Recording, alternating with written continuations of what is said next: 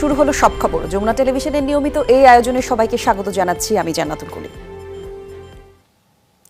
বৈষম্য বিরোধী ছাত্র আন্দোলনের কেন্দ্রস্থলে পরিণত হয়েছে কেন্দ্রীয় শহীদ মিনার। শিক্ষার্থীদের বিক্ষোভ মিছিলগুলো একে একে জামায়াত হচ্ছে শহীদ মিনারে। সকাল থেকে রাজধানীর বিভিন্ন স্থানে নানা সংগঠনের ব্যানারের বিক্ষোভ করে মিছিলগুলো শহীদ মিনারের অভিমুখে যাত্রা শুরু করে। কিছুক্ষণ আগে সহকর্মী রাসেল আহমেদ জানাচ্ছেন সেখানকার বিস্তারিত পরিস্থিতি।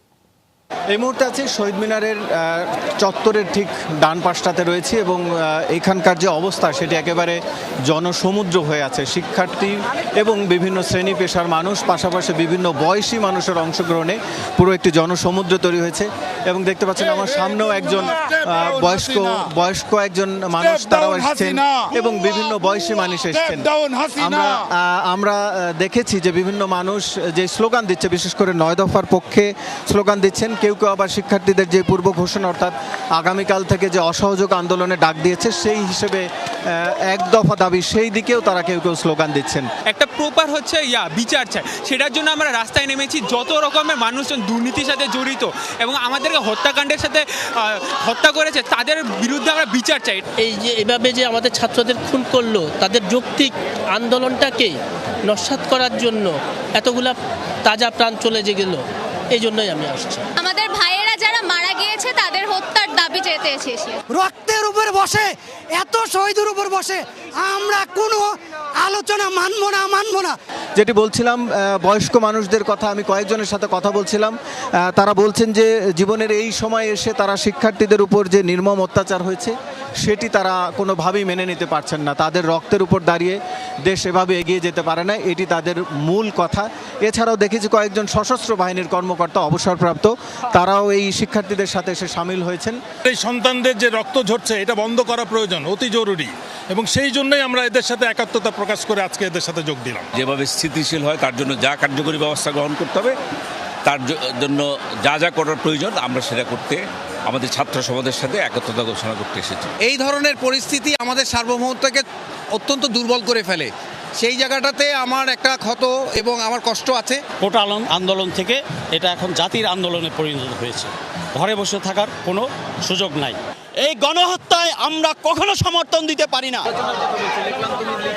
যারা আইনশৃঙ্খলা রক্ষার রয়েছেন কিংবা সশস্ত্র বাহিনীতে রয়েছেন, তারা যেন দেশের মানুষের পক্ষে অবস্থান করে, ন্যায়ের পক্ষে যেন তারা কাজ করে, সেই দাবি তারা জানাচ্ছেন।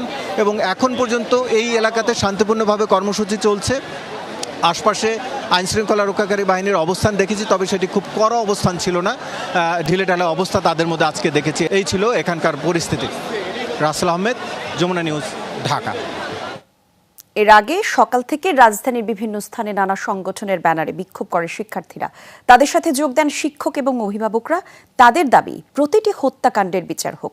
আর শিক্ষার্থীরা বলছেন 9 দফা দাবি না মানা পর্যন্ত আন্দোলন চলবে। রাজধানীর বিভিন্ন স্কুল, কলেজ, বিশ্ববিদ্যালয়ের শিক্ষার্থীরা জড়ো হচ্ছেন কেন্দ্রীয় শহীদ মিনারে। সকাল থেকে বিভিন্ন এলাকায় বিক্ষোভ করেন তারা। পরে মিছিলগুলো একে একে পৌঁছাতে থাকে এখানে। শিক্ষার্থীদের সঙ্গে সংহতি প্রকাশে আসছেন অন্যান্য পেশাজীবীরাও। বৈষম্যের বিরুদ্ধে সবাই সোচ্চার হচ্ছেন এক কণ্ঠে।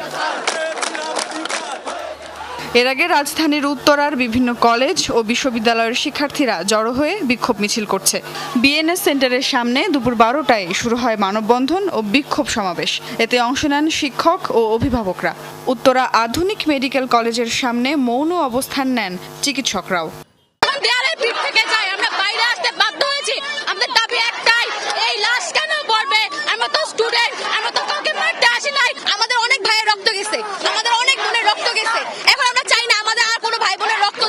এই বাংলাদেশ, যে বাংলাদেশ নিয়ে অনেকদিন হতাশা প্রকাশ করেছে, সেই বাংলাদেশ আজকে আমাদেরকে আশা জাগাচ্ছে আমাদের বুকে।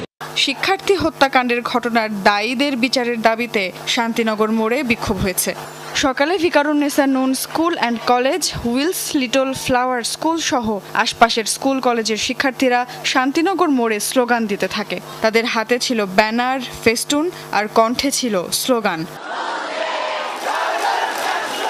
এদিকে সকালে ইস্ট ওয়েস্ট বিশ্ববিদ্যালয়ের সামনেও শুরু হয় বিক্ষোভ সমাবেশ।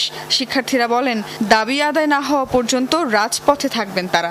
শিক্ষার্থী নিপীড়ন ও হয়রানির বিরুদ্ধে মানববন্ধন করেছে বিইউপি সহ কয়েকটি বিশ্ববিদ্যালয়ের শিক্ষকরা। তাদের সঙ্গে যোগ দেন শিক্ষার্থী আর অভিভাবকরা। যে সমস্ত বিবেকবান লোক এখনো ঘরে বসে ঘুমিয়ে আছেন, তাদের বিবেককে জাগ্রত করুন। তারা বলতেছে যে আমরা ছাত্রদের কোনো হয়রানি করতেছি না, কিন্তু তাদেরকেই ধরা হয়েছে। তারা কি পরীক্ষা দেওয়ার মতো মন মানসিকতা আছে? নাই। দুপুরে প্রগতি সরণিতে অবস্থান নেয় বেশ কয়েকটি বেসরকারি বিশ্ববিদ্যালয়ের শিক্ষার্থীরা। বৈষম্য বিরোধী ছাত্র আন্দোলনের কর্মসূচির অংশ হিসেবে মিছিল করেন তারা। সায়েন্স ল্যাবের সামনেও হয় শিক্ষার্থীদের বিক্ষোভ কর্মসূচি। নানা ধর্মী স্লোগান আর ব্যানার ফেস্টুনে অবস্থান নেন শিক্ষার্থীরা। পরে সেখান থেকে শহীদ মিনারের দিকে যাত্রা শুরু করে বিক্ষোভ মিছিলটি। আপনারা গুলি ছেড়ে, বন্দুক ছেড়ে সাধারণ ছাত্রদের পাশে দাঁড়ান, নাগরিকদের পাশে দাঁড়ান। আমরা এখনো 9 দফাতে আছি, কিন্তু সরকার যদি আমাদেরকে আর কোনোভাবে উস্কানি বা ফুসকানি দেওয়ার চেষ্টা করে, আমরা 1 দফাতে চলে যাব। যাত্রাবাড়ি আর মিরপুর 10-এও সকাল থেকে বিক্ষোভ মিছিল হয়েছে। সেখানে শিক্ষার্থী আর অভিভাবকরা অংশ নেন। যাত্রাবাড়িতে বিক্ষোভে সংহতি জানিয়ে মাঠে নামে স্থানীয় মাদ্রাসার ছাত্ররাও। তাদের সকলের দাবি হত্যাকারীদের যথাযথ বিচার। সুমাইয়া ঐশী, যমুনা নিউজ, ঢাকা। প্রধানমন্ত্রী শেখ হাসিনা বলেছেন, আন্দোলনরত শিক্ষার্থীদের জন্য গণভবনের দরজা খোলা। কোটা আন্দোলনকারীদের সাথে তিনি বসতে চান, তাদের কথা শুনতে চান। কোনো সংঘাত তিনি চান না। আটক সাধারণ শিক্ষার্থীদের মুক্তি দিতে সংশ্লিষ্ট কর্তৃপক্ষকে নির্দেশ দেন প্রধানমন্ত্রী। আশ্বাস দেন, কোটা বিরোধী আন্দোলনের সময় হওয়া প্রতিটি হত্যাকাণ্ডের বিচারের। গণভবনে এক বৈঠকে বিশ্ববিদ্যালয়ের সরকারি প্রতিষ্ঠান, স্বায়ত্তশাসিত প্রতিষ্ঠানের প্রস্তাবিত পেনশন ব্যবস্থা বাতিলের কথাও জানান সরকার প্রধান। আপনাদের সামনে আমি বলতে চাচ্ছি, গণভবনে পেশাজীবী সমন্বয় পরিষদের কেন্দ্রীয় নেতৃবৃন্দের সঙ্গে প্রধানমন্ত্রী শেখ হাসিনার বৈঠক। এতে গুরুত্ব পায় সাম্প্রতিক সহিংসতা সহ দেশের চলমান পরিস্থিতি প্রসঙ্গ। যে হত্যাকাণ্ডের সাথে জড়িতদের অবশ্যই বিচার করা হবে। এ সময় প্রধানমন্ত্রী সহিংসতা ঠেকাতে আন্দোলনরত শিক্ষার্থীদের তার সরকারি বাসভবন গণভবনে আলোচনায় বসার আহ্বান জানান। তারা যদি এখনো আসতে চায়, কথা বলতে চায়, আমি তাদের সাথে কথা বলতে চাই, তাদের কথা শুনতে চাই, তাদের দাবি কি কি বাকি আছে আমি এটা শুনতে চাই, এবং যেটা আমাদের সাধ্যমতো সেটা আমি পূরণ করতে চাই। আমি এই সংঘাত চাই না। আমি কখনোই আমার দরজা বন্ধ করিনি। গণভবনের দরজা খোলা। যখনই এই আন্দোলনকারীরা কথা বলতে চায়, আলোচনা করে সমাধান করতে চায়, আমি তাদের সাথে নিজেই বসতে রাজি। যে কোনো সময় তারা আসতে পারে, আলোচনা করতে পারে, দরকার হলে তাদের গার্জিয়ানদের নিয়েও আসতে পারে। সাম্প্রতিক ঘটনায় আটক সাধারণ শিক্ষার্থীদের মুক্তি দিতে সংশ্লিষ্ট কর্তৃপক্ষের প্রতি নির্দেশ দেন প্রধানমন্ত্রী। কোটা বিরোধী আন্দোলনের সময় প্রতিটি হত্যাকাণ্ডের বিচারেরও আশ্বাস দেন তিনি। আমি এটা স্পষ্ট বলি, হত্যাকাণ্ডের সঙ্গে যারা জড়িত, সে যেই হোক, অবশ্যই তাদের বিচার করা হবে, এবং যারা জড়িত তদন্ত করেই তা বের করা হবে। যারা অস্ত্রধারী, যেমন রংপুরে একটা ঘটনা ঘটেছে, যে পুলিশ দায়ী, সেই পুলিশকে সাসপেন্ড করা হয়েছে এবং তার বিরুদ্ধে তদন্ত হচ্ছে এবং তার বিচার হবে। অ্যারেস্ট যারা করা হয়েছে তাদের মধ্য থেকে যারা ছাত্র ছিল, পরীক্ষার্থী, তাদের সবাইকে কিন্তু জামিন দিয়ে ছেড়ে দেওয়া হয়েছে।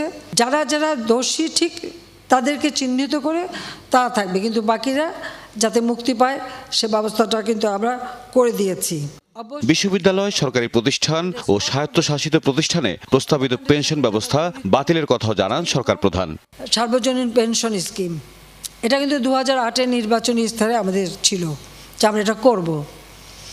আমরা বহু সময় নিয়ে এটা অনেক চিন্তাভাবনা করে সার্বজনীন পেনশন স্কিমটা আমরা চালু করেছি, এবং সেখানে কিন্তু বিভিন্ন শ্রেণীর মানুষের জন্য বিভিন্নভাবে সুবিধা আমরা দিয়েছি। যে বিশ্ববিদ্যালয়, স্বায়ত্তশাসিত প্রতিষ্ঠান এবং প্রজাতন্ত্রের সকল বেতনভোগ কর্মচারীদের ক্ষেত্রে সার্বজনীন পেনশন ব্যবস্থায় অংশগ্রহণের বাধ্যবাধকতা বাতিল করে দিয়েছি, একবার বাতিল করে দিয়েছি। চলমান পরিস্থিতি নিয়ে বিভিন্ন পক্ষের সঙ্গে আলোচনার অংশ হিসেবে রোববার সাংস্কৃতিক কর্মীদের সাথে কথা বলবেন প্রধানমন্ত্রী শেখ হাসিনা। ধ্বংসাত্মক কাজের সাথে জড়িত না, তাদেরকে মুক্তি দেওয়া শুরু করবে। তৌহিদ মিথুন, যমুনা নিউজ, ঢাকা। কোটা সংস্কার আন্দোলনে রংপুরে বেগম রোকেয়া বিশ্ববিদ্যালয়ের অন্যতম সমন্বয়ক আবু সাইদকে গুলি করার ঘটনায় 2 পুলিশ সদস্যকে সাময়িক বরখাস্ত করেছে মেট্রোপলিটন পুলিশ। দুপুরে এই তথ্য জানান রংপুর মহানগর পুলিশ কমিশনার। তিনি বলেন, প্রাথমিক তদন্তের ভিত্তিতে এই সিদ্ধান্ত নেওয়া হয়। আবু সাইদের মৃত্যুর ঘটনায় কর্তৃপক্ষের আদেশ অমান্য করা এবং কর্তব্য পালনে অবহেলার কারণে তাজহাট মেট্রোপলিটন থানার এএসআই আমির হোসেন এবং কনস্টেবল সুজন চন্দ্র রায়কে সাময়িকভাবে বরখাস্ত করা হয়েছে।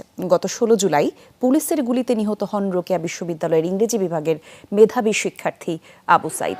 পরে পুলিশের করা মামলায় আমির হোসেনকে 12 এবং সুজন চন্দ্র রায়কে 18 নম্বর সাক্ষী করে পুলিশ। ওই মামলায় এফআইআর প্রত্যাহারের দাবিতে আন্দোলন করে শিক্ষার্থীরা। ঘটনাস্থলে তারা দায়িত্বরত ছিল, তাদের আচরণ অপেশাদার ছিল।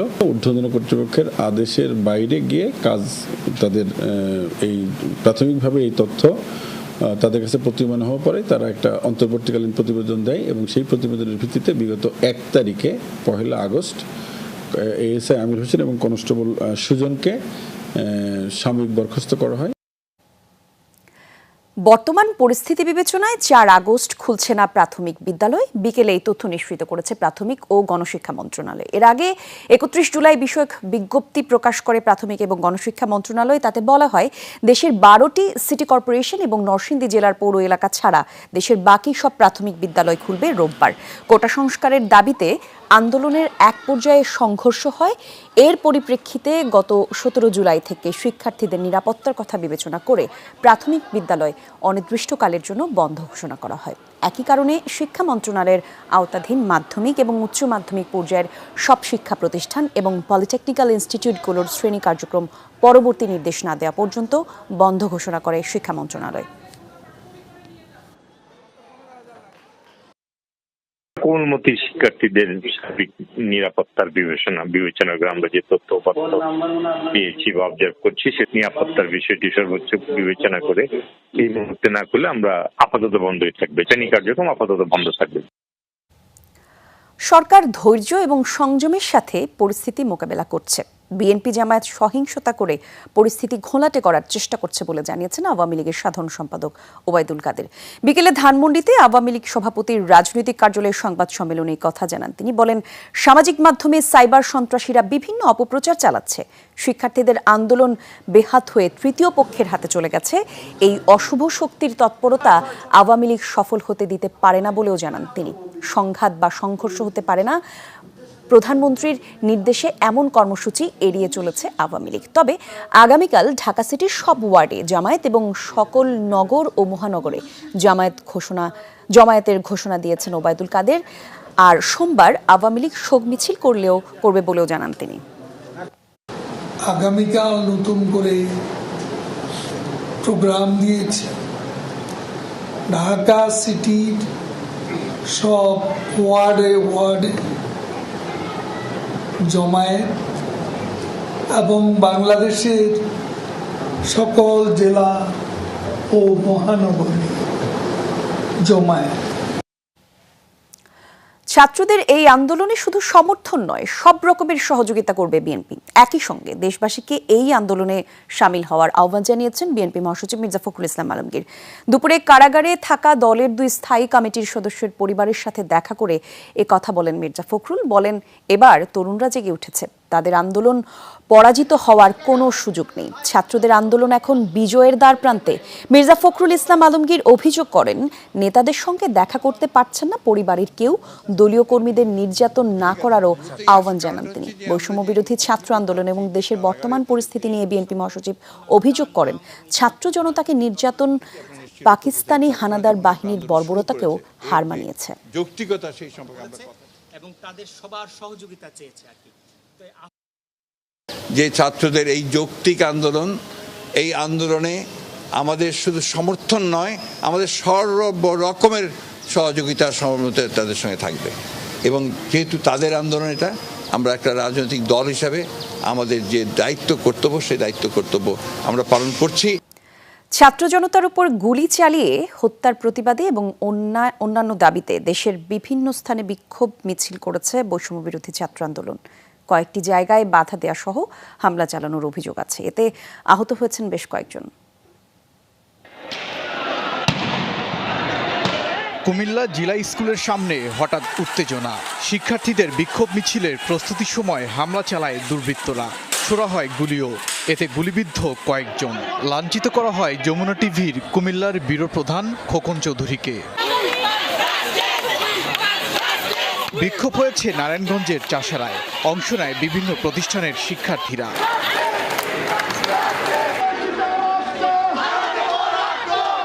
রংপুর প্রেস ক্লাবের সামনে বিক্ষোভ করেছে বৈষম্য বিরোধী ছাত্র আন্দোলন। তাদের সাথে যোগ দেন অভিভাবকরাও।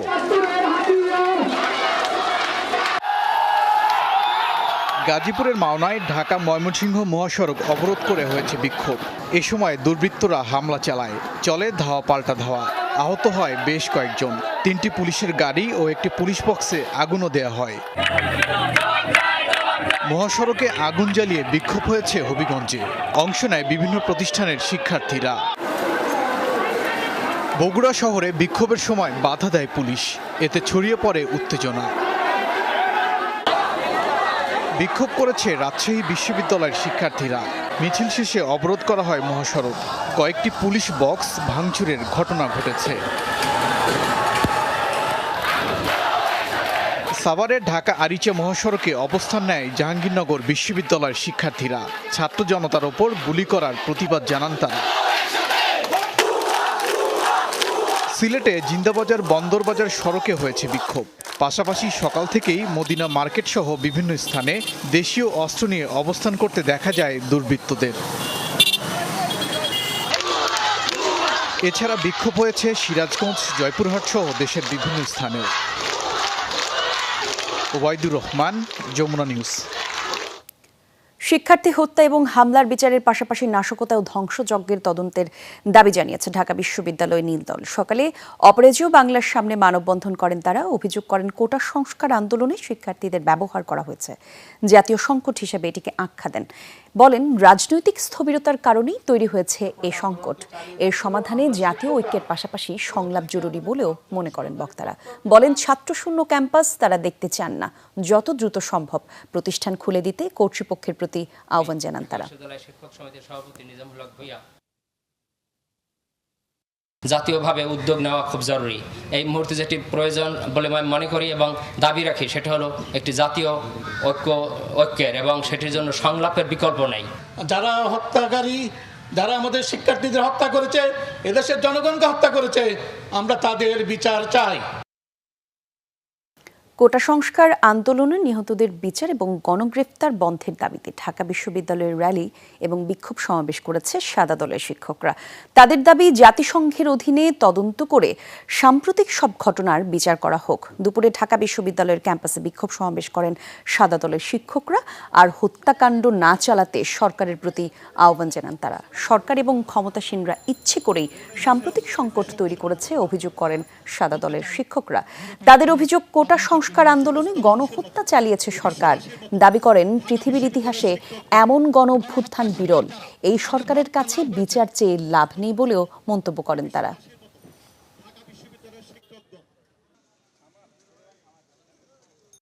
আমাদের ছাত্রদের বুকে, আমাদের সন্তানদের বুকে আর গুলি চালাবেন না।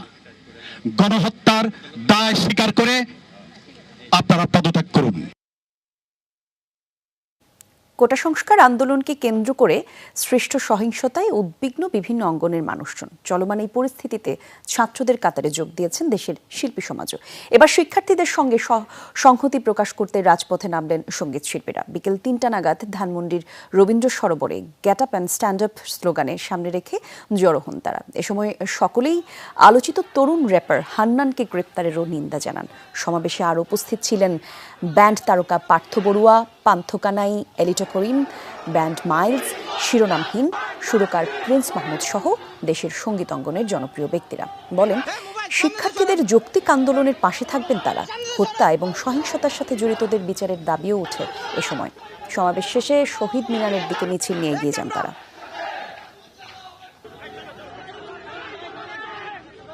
আমরা ছাত্রদের সাথে আছি। আমরা সমস্ত অন্যায় নিপীড়ন বন্ধ চাই। আতঙ্কের রাজনীতি থেকে বেরিয়ে আসুন। আমরা কোনো আতঙ্ক করি না, আমরা কিছুকে ভয় পাই না। এই দেশের মানুষ সমস্ত সত্য জেনে গেছে। আপনারা সত্য প্রকাশ করুন, ছাত্রদের সঙ্গে থাকুন। সেখানে সব যা হয়েছে, হামিদ ভাই যা যা বলছে, ছাত্ররা যে 9 দফা দিয়েছে সবগুলোর সাথে আমরা ডে 1 থেকে সাথে আছি, এখনো সাথে। খুলনায় পুলিশ কনস্টেবল সুমন ঘরামির হত্যার মামলা হয়েছে। লবণচড়া থানায় পুলিশ বাদী হয়ে মামলাটি করেছে, আর তাতে অজ্ঞাত 1000 জনকে আসামি করা হয়েছে। মরদেহের ময়নাতদন্তের জন্য নেওয়া হয়েছে খুলনা মেডিকেলের মর্গে, এরপর স্বজনদের কাছে হস্তান্তর করা হবে। নিহত সুমন ঘরামির বাড়ি বাগেরহাটের কুঁচুয়ায়, সেখানেই শেষকৃত্য সম্পন্ন হবে তার। শুক্রবার নগরীর গল্লামারি বাজারে শিক্ষার্থীদের সাথে পুলিশের সংঘর্ষ হয়, সেই সময় নিহত হন পুলিশ কনস্টেবল সুমন ঘরামি। এদিকে হবিগঞ্জে নিহত পথচারী মোস্তাকের মরদেহ মর্গে রাখা হয়েছে। লাশ পুলিশ নিয়ে যাবো, ওখানে মানে ওরা শেষ যে প্রোগ্রামটা থাকে শ্রদ্ধা নিবেদন করা হবে। পরবর্তী ওনার গার্ডিয়ানকে বুঝাই দেওয়া হবে, গ্রামের বাড়ি কচুয়া বাগড়া নিয়ে যাবে। দলীয় কার্যালয়ে সরকারি স্থাপনা সহ বিভিন্ন ব্যবসা প্রতিষ্ঠানে হামলা ভাঙচুরের ঘটনায় জড়িতদের শাস্তির দাবিতে দেশের বিভিন্ন স্থানে সমাবেশ এবং বিক্ষোভ মিছিল করেছে আওয়ামী লীগ এবং সহযোগী সংগঠনের নেতাকর্মীরা। দুপুরে হবিগঞ্জ শহরের শিরিষতলায় জড়ো হন নেতাকর্মীরা, সেখানে সংক্ষিপ্ত সমাবেশ করেন নেতাকর্মীরা। এরপর জেলা আওয়ামী লীগের সভাপতি অ্যাডভোকেট আবু জাহিরের সভাপতিত্বে নেতাকর্মীরা উপস্থিত ছিলেন। পরে মিছিল নিয়ে শহরের বিভিন্ন সড়ক প্রদক্ষিণ করা হয়। সমাবেশে নেতারা বলেন, শিক্ষার্থীদের যৌক্তিক দাবির সাথে শুরু থেকেই একাত্মতা প্রকাশ করেছে আওয়ামী লীগ, তবে শিক্ষার্থীদের ঢাল বানিয়ে বিএনপি জামায়াত দেশবিরোধী ষড়যন্ত্র করছে বলেও অভিযোগ করেন হবিগঞ্জের আওয়ামী লীগ নেতাকর্মীরা। মৌসুমী বায়ুর প্রভাবে দেশের বিভিন্ন স্থানে বৃষ্টি অব্যাহত। টানা বর্ষণে ডুবেছে ঘরবাড়ি, ফসলি জমি এবং রাস্তাঘাট। দুর্ভোগ ভোগান্তি চরমে। ফেনীতে বাঁধ ভেঙে প্লাবিত লোকালয়, পানিবন্দী 10,000 পরিবার। পুরো সড়ক পানিতে থই থই, যান চলাচলের সুযোগ নেই, তাই কাঁধে করেই সিএনজি চালিত অটোরিকশা নিয়ে যাচ্ছেন স্থানীয়রা। বিরামহীন বৃষ্টিতে বৃদ্ধি পেয়েছে খাগড়াছড়ির সবকটি নদী, ছড়া ও খালের পানি। তলিয়ে গেছে বাড়িঘর, মাছের ঘের, রাস্তাঘাটও জলমগ্ন। দিঘিনালার সাথে লংগদু ও বাঘাইছড়ির সড়ক যোগাযোগ বিচ্ছিন্ন। বাড়ি সব ডুবে গেছে, এখানে চলার রাস্তা পর্যন্ত ডুবে গেছে। আমরা অনেক পানির মধ্যে আছি। পানি তো বাড়তে আছে, মানুষের কি করবে, মানুষের সব কিছু চলে গেছে, সব কিছু নিয়ে গেছে। বাসা বাড়িতে পানি মানে এক গলা হয়েছে, আর মানে এখানে মনে মুসলিম পাড়া মানে খাওয়ার জন্য মানুষ খুব কষ্ট হয়েছে। ভারী বৃষ্টি আর উজানের ঢলে ভেঙেছে ফেনীর মুহুরী নদীর শালধর ও টেটেশ্বরের বন্যা নিয়ন্ত্রণ বাঁধ। হু হু করে লোকালয়ে ঢুকছে পানি। বাঁধের 10টি স্থানে ভাঙনের কারণে প্লাবিত ফুলগাজী ও পরশুরাম উপজেলার সবকটি গ্রাম। পানিবন্দী অবস্থায় দিন কাটাচ্ছে প্রায় 10,000 পরিবার। বিশুদ্ধ পানি ও শুকনো খাবারের সংকট ভয়াবহ। সব ডুবে গেছে, ঘর দুয়ার কিছু নাই, সব শেষ। কোনো খাবার হাইনো আন্ডা হানি গরিতে হানি বাচ্চারা কামদের। আমরা ঘর দুয়ার সব ডুবে গেছে, আমরা বাল বাচ্চারা বাতায় কষ্ট করি, মানে ঘরের চালটা কিছু নাই। আমার বয়সে আমি এই জায়গায় পানি দেখিনি, এখন এরকম পরিমাণ পানি হয়েছে, আমরা খানার সংকট তো দূরের কথা, আমাদের পানিরও সংকট হয়ে গেছে এখানে। বান্দরবানের সাঙ্গু, মাতামুহুরী ও বাঘখালী নদীর পানিও বেড়েছে ভারী বৃষ্টির কারণে। জলমগ্ন নদী তীরের এলাকাগুলো। এছাড়া থেমে থেমে বৃষ্টি হচ্ছে বাগেরহাট, সাতক্ষীরা সহ উপকূলীয় জেলাগুলোয়। এদিকে দুর্যোগপূর্ণ আবহাওয়ায় ভোলার মেঘনা নদীতে মাছ ধরার ট্রলার ডুবেছে। 5 জেলে জীবিত উদ্ধার হলেও এখনও নিখোঁজ 8 জন। রাহিম সারোয়ার, যমুনা নিউজ। ভারতের কেরালায় ভয়াবহ ভূমিধসে প্রাণহানি বেড়ে দাঁড়ালো 344 জনে। এখনও নিখোঁজ 250-র বেশি মানুষ, এর মধ্যে শতাধিক নারী এবং শিশু। প্রাণহানি আরও বাড়ার আশঙ্কা কর্তৃপক্ষের। 5ম দিনের মতো চলছে উদ্ধার কাজ সেখানে। দুর্গত এলাকায় নিখোঁজদের উদ্ধারে কাজ করছে সেনা, নৌসহ বিভিন্ন বাহিনীর 1600 সদস্য। তবে ভারী বৃষ্টির কারণে ব্যাহত হচ্ছে উদ্ধার তৎপরতা। গত সোমবার মধ্যরাতে রাজ্যের ওয়াইনার জেলায় ভারী বৃষ্টির কারণে হয় পাহাড়ি ঢল, তাতে দেখা দেয় ব্যাপক ভূমিধস। ঘুমন্ত গ্রামবাসীর ওপর নেমে আসে বিপর্যয়। পুরোপুরি ধ্বংস হয়ে গেছে মুন্দাক্কাই এলাকা।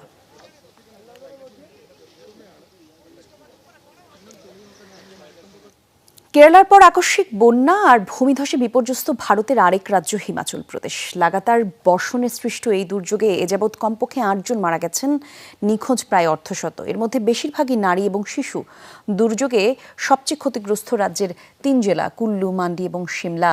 আকস্মিক বন্যা আর ভূমিধসে ব্যাহত রাজ্যের যোগাযোগ ব্যবস্থা, তলিয়েছে শতাধিক ঘরবাড়ি, দোকানপাট, শিক্ষা প্রতিষ্ঠান সহ গুরুত্বপূর্ণ স্থাপনা। বন্যার পানিতে আটকে পড়াদের উদ্ধারে চলছে অভিযান। যোগ দিয়েছে সেনাবাহিনীও। ব্যবহার করা হচ্ছে ড্রোন সহ আধুনিক যন্ত্রপাতি। একই অবস্থা ভারতের আরেক রাজ্য উত্তরাখণ্ডেও। ভয়াবহ বরফ ধস দেখা দিচ্ছে কেদারনাথে।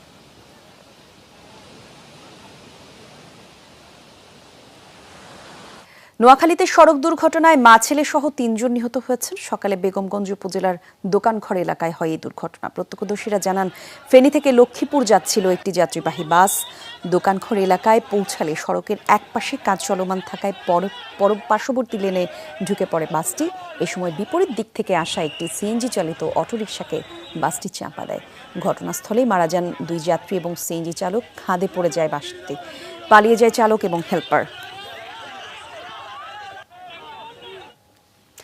ফিলিস্তিনি জনগণের অধিকার রক্ষায় আন্দোলনের কোনো আপোষ করবে না হামাস। নেতাদের মৃত্যুর পরও একইভাবে চলবে সংগঠনের কার্যক্রম। শুক্রবার কাতারের দোহায় এমন মন্তব্য করেন হামাস নেতা মোহাম্মদ নাজ্জাল। এদিন ইসমাইল হানিয়ার মৃত্যুতে আয়োজিত শোকসভায় তিনি বলেন, হামাস একটি প্রাতিষ্ঠানিক আন্দোলন এবং নিয়মতান্ত্রিক সংগঠন, তাই নির্দিষ্ট বিধি অনুযায়ী চলবে তাদের কার্যক্রম।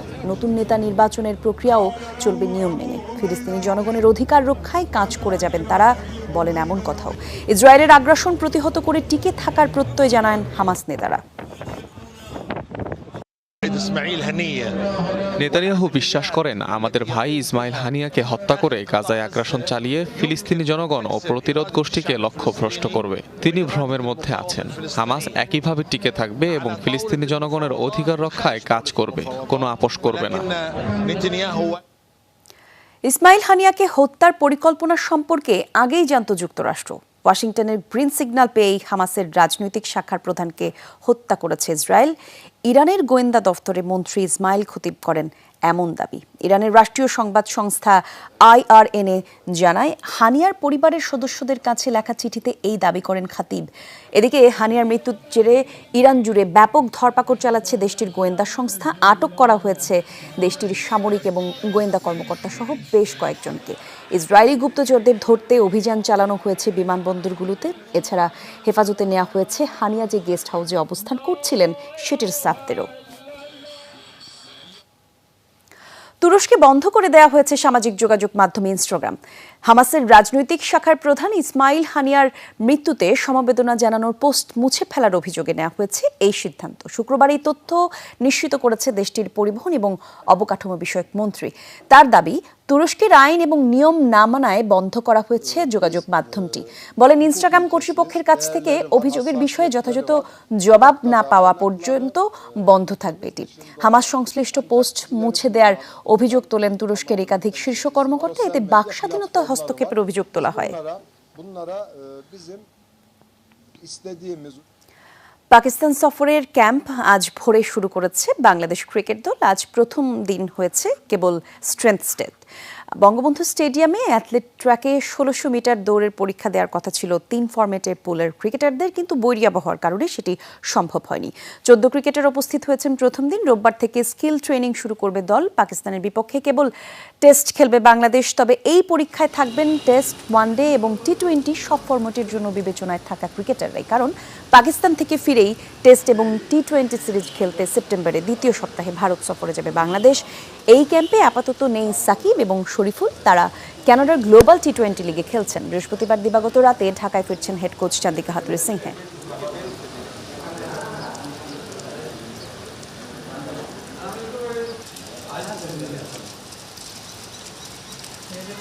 গত কিছুদিন আগে ওয়ার্ল্ড কাপে যাওয়ার আগে আমরা একটা ফিটনেস টেস্ট করে তারপরে ওয়ার্ল্ড কাপে গিয়েছিলাম। আর আজকে তার ফলো আপ টেস্টিং ছিল। তো ফলো আপ টেস্টিংয়ে আমাদের রানিং টেস্ট ছিল, হচ্ছে কিছু স্ট্রেংথ টেস্ট ছিল। তো রানিং টেস্টটা আমরা ডিউ টু ওয়েদারের কারণে আজকে করতে পারি নাই। তো স্ট্রেংথ টেস্টটা আমরা সবাই মিলে আজকে কন্ডাক্ট করলাম। নেক্সট ডে ওয়েদারের উপর ডিপেন্ড করবে, আর আমাদের প্লেয়ারগুলির অ্যাভেলেবিলিটির উপর অনেক কিছু ডিপেন্ড করবে। কারণ অনেকগুলি প্লেয়ার তো এ টিমে চলে যাবে, প্লাস হচ্ছে পরবর্তীতে ন্যাশনাল টিমের প্রোগ্রাম অ্যাড হবে। তো সময়টা বের করে আবার দর্শক, এই ছিল আজকে সব খবরের আয়োজনে। এতক্ষণ সঙ্গে ছিলেন যারা, ধন্যবাদ সবাইকে।